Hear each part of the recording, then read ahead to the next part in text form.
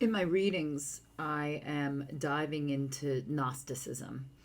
And one of the concepts that I absolutely find myself so drawn to and loving is this paradox of one becomes two to find unity in one.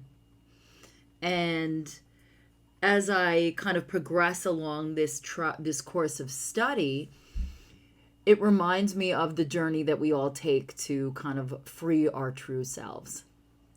So we, we have to go within and we need to go down into the pit to retrieve the parts of ourselves, the shadow, our wounds, whatever it is that we have deemed or society has deemed um, not palatable, in order to heal, bring them to light, give them a seat at the table.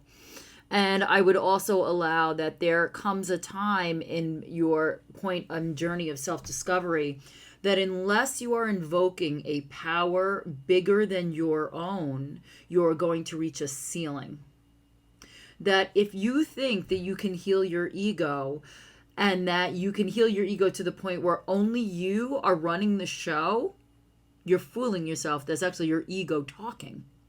So, what I would offer is that you need to invoke something bigger than yourself and submit and ask for guidance. You can call that God, source, nature, however that comes up for you.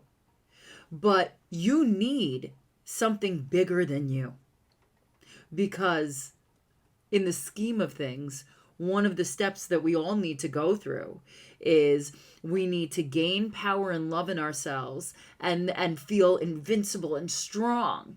And then we need to go to war with ourselves so our power is tempered by wisdom and humility.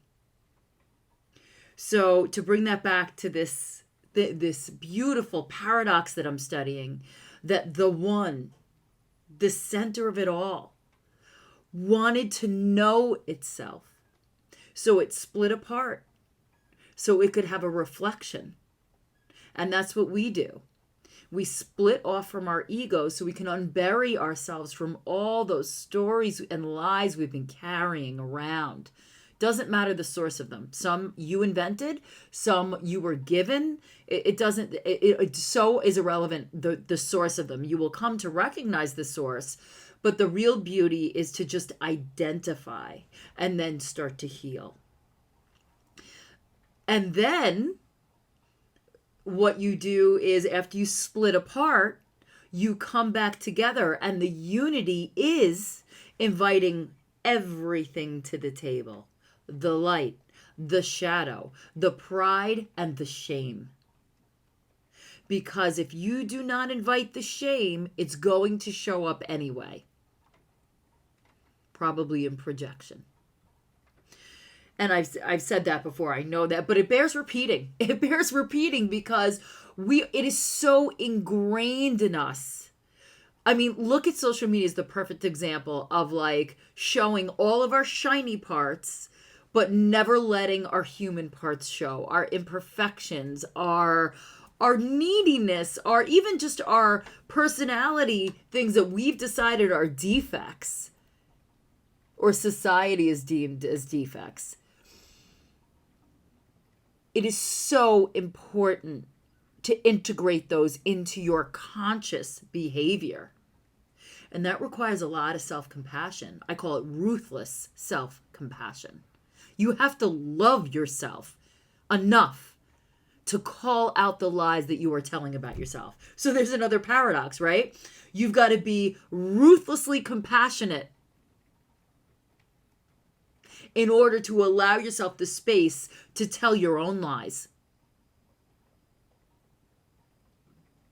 So what I offer you today is a pretty challenging, I'm going to offer you the challenge of examining where your relationship is in regard to something bigger than you. Do you have a daily practice? Do you pray throughout the day? That can just simply be a conversation with your source.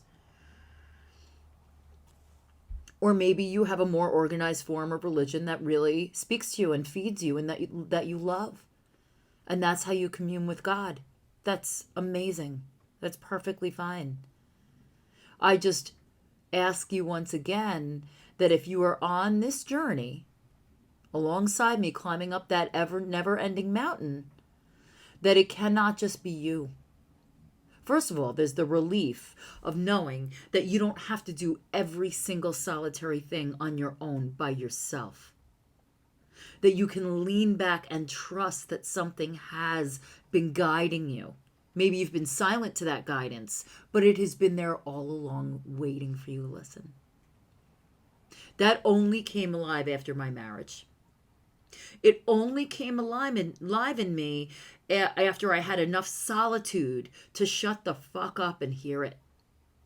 I was so determined, and also in my marriage it was inconvenient because it said things that were different than what I thought my ego-directed small life was. So I smothered the shit out of it. I wouldn't listen. I refused to listen. And now I invite it so openly because it has made my life infinitely more beautiful. So evaluate or just notice where you feel your relationship with God. I feel it low. I feel it in my root.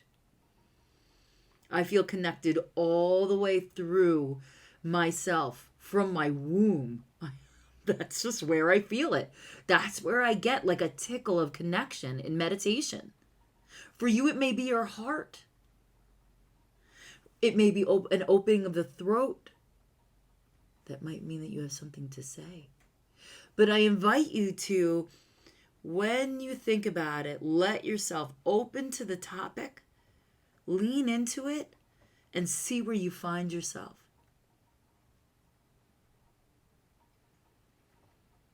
And that is what I offer you today.